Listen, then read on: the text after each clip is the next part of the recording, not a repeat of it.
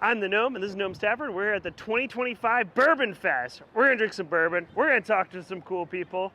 And don't forget the tavern is always open. Welcome, everybody, to the Gnome Stafford. I'm here with Steven, and he's about to tell us some Yellowstone Distillery. I just went through his seminar, and I have to say, your seminar was really fun because it was more casual and storytelling, which, do you want to kind of talk about how, like, storytelling is much involved in bourbon than probably the whiskey itself?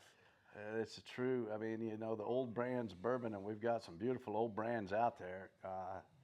Yellowstone is one of the oldest brands in the United States history. It goes all the way back to 1872. Charles Townsend was the gentleman that was a salesperson like myself who coming through Wyoming in 1872. That'd be horseback. Took a minute to get back to Kentucky. When he got back, he had a buzz. He said, "Bernard, you got to name a bourbon after this park out west. It's getting worldwide attention. It's been carried into gift shops at Yellowstone National Park ever since, never to come off the shelf, even during Prohibition, sold for medicinal purposes. Brilliant marketing by great Uncle Bernard. See, the boys that built our distillery were beams their entire life. The mother was a dant the whole time. The boys weren't born, they were distilled." And see, that's just some of the things. Like, you have to go, if you see him on the list, you got to put him on there because I was laughing the whole time. But I want to really talk about this barley whiskey. You got me hooked on this barley. Nice. I've had a little bit, but like, I talk to a lot of people about bourbon. It's like, oh yeah, you're 64% corn, 26% wheat, and then you're 4% barley. But this is like really changing my mind about barley. Can you talk a little bit about it and like why y'all went that way? Sure. The New American Spirit has been released by the TTB. We haven't had one since 1964, which was bourbon. Bourbon was released as America's Native Spirit in 1964, and now finally the TTB has authorized the New American Spirit, and it is the New American Single Malt. And it's not Scotch, and it's not bourbon. It's in its own lane. When you taste it, it doesn't taste like Scotch, it doesn't taste like bourbon, it tastes like American Single Malt. It is unabashed, an American Spirit, for God's sakes. And we're back with a New American Spirit, and I think everybody's going to love it once they've actually got into it and started tasting it. I like to drink it as an after-dinner digestive. It runs along bottled and bond guidelines. You know, one distillery, one season, one master distiller, bonded warehouse, all the things that bottled and bond has to have, except for what I understand is it doesn't have to be a new charred American oak container in this. They're trying to save oak trees from what I understand. So it could be in a used, but ours, our American Single Malt, Yellowstone, is in a new charred American oak container, so it runs the bottle and bond guidelines pretty damn close. So I know you're an expert because you always point to the brand. Like, that is. yeah. And I think it's like, it's got those nice, I'm a big rum drinker. I started my distilling career distilling rum. And I love those funky, like, earthy notes that come with the malt that I feel like at home almost. And I thought I'd feel at home because you got a barrel casted whiskey also. But I felt more at home with this one. Why would you say that? Well, it just, it's got so much flavor. I call it the American gobsmacker because it's got thick legs. You roll it around in a glass and you find it has thicker legs than Rosie O'Donnell and a longer hang time than Michael Jordan. And you got to pair it with something. You know, this is a Corona cigar. I wouldn't pair it with a Corona. I would pair it with a Maduro cigar because it'll stand up to the spiciness. It's going to coat your mouth. It's going to leave a linger. It's just a super nice after-dinner digestive to me. That's the way I use it. It does kind of coat that mouth, but it's not like, it's like I want it to stay, you know? Mm-hmm. The flavor is there, and it's good flavor. It's not bad flavor, it's good flavor. So you want it to linger, and it does. It lingers. And one of the cool things is I was listening to you, and I actually wrote this down. Look at that. Third interview today. I'm an expert now. The different proofing of each proof was really interesting to me, and not just being like, oh, we want 80 proof because we need to put 50 gallons of water in it and stuff. Can you kind of describe like how important is proof? Because you're the first one I've heard that was like beating that drum really hard. Yeah, it's as important as the master distiller or the rickhouse manager. Both those people influence the characteristics of a barrel of bourbon.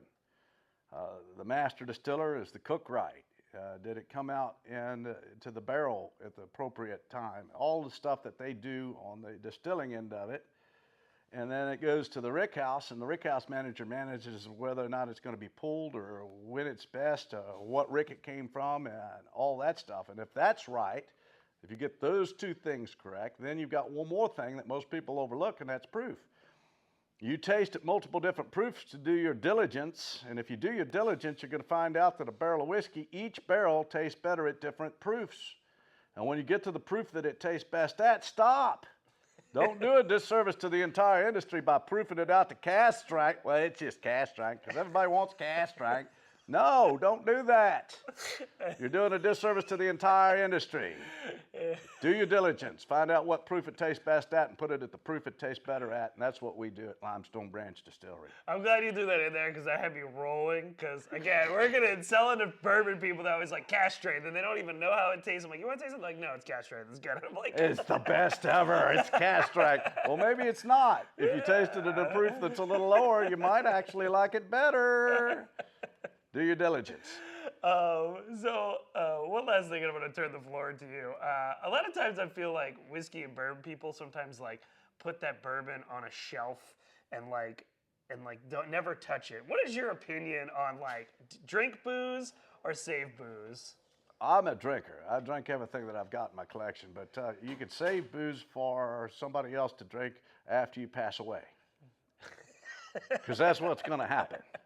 You have a born-on date. And all that whiskey that's sitting up on that shelf that you're looking at going, one of these days I'm going to get to that, you're going to find out that heart attack hits you and you're not going to get a damn drop of it. Now, if you want to leave that to your son or to your relatives, that's great. And I understand that because it's an investment. But other than that, I don't know why you don't just open your damn bottle. Yeah, I love that. I'm always like, drink your booze, man. They're there to be drank. That's how I feel. And last quick, do you have anything you want to say? Or yeah, come see us at Limestone Branch Distillery, damn it. We got porches, paddle fans, and puppies, and a new Yellowstone bourbon cigar is coming to a market near you.